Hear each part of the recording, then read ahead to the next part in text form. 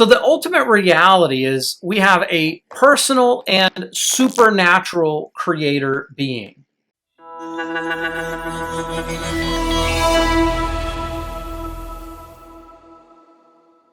First, it tells us that God is that explanatory background of everything that exists. Because we have God, who is the creator of all things, and then everything else is created. From the opening words of the Bible in Genesis 1:1, we see the words, "In the beginning, God created the heavens and the earth."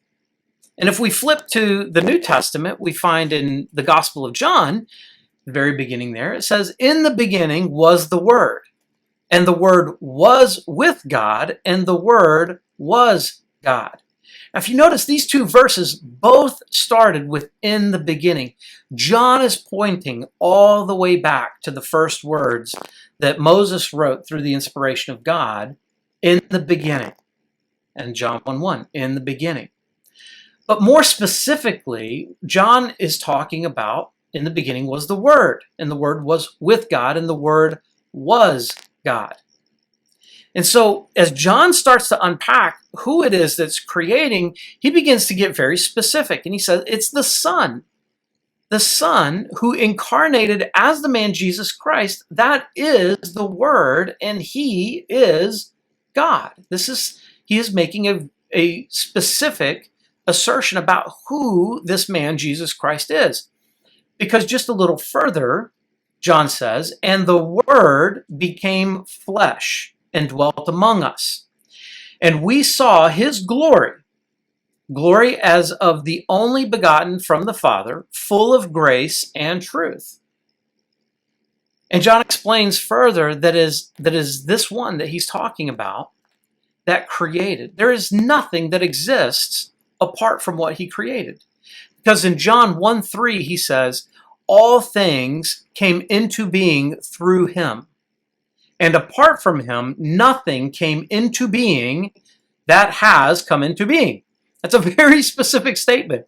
John is being very careful with his words to say that there is this metaphysical duality here. And I know that's a big word, but that's basically saying that there is this set of a dual understanding of reality.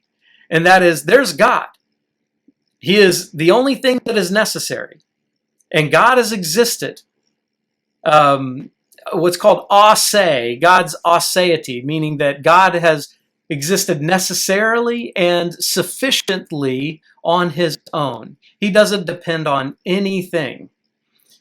And then there's creation, the other side of that metaphysical duality, that duality of reality. And basically, that's everything else. There's God, and everything that is not God was created by him. And so there's this asymmetrical relationship, if you will, between God and the world. You see, God can, and he did exist without the world prior to its creation. However, the world cannot exist without God. And so God is a sustainer of all existence. And this is important for us to understand because this is the foundation of recognizing what is real. It's the foundation of when we look out at this world, at this life that we are living, at this place and time that we find ourselves in, we have to understand that this is the very foundation of reality. And the explanation for this reality, if we were to put a title on this reality, it could be referred to as what's called biblical theistic personalism. Now, that sounds like a complicated word or statement, but if we take a look at each one of those words and break them down, we can define each one of them. Biblical just simply means according to the Bible. Just means according to the Bible. Theistic being one God, right? So biblical theistic, according to the Bible, one God. Personalism, and that's basically saying personhood. God is a person. Now, he's not a human person, but he's a divine spiritual person. So now we have some more words that we need to look at and understand a little bit deeper. So the ultimate reality is we have a personal and supernatural creator being, right? So this is the ultimate reality. God is more real than anything else that exists because everything that exists depends upon God.